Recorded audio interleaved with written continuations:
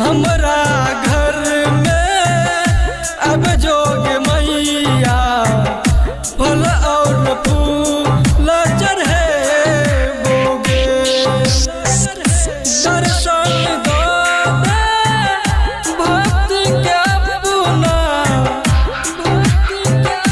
दर्शन दो भक्त के अपना, आलख तो शरण में गे, आलख तो शरण में।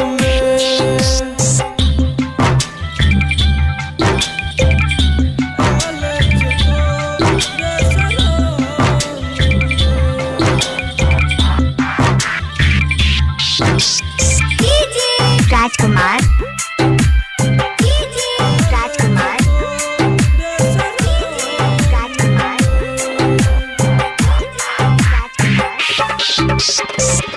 घर में बैठी के कहनै छो बेटा, दर्शन दै छी मैया चुप कौन रहतो, चुप कौन रहतो। घर में बैठी के कहनै छो बेटा, दर्शन दै छी मैया चुप कौन रहतो।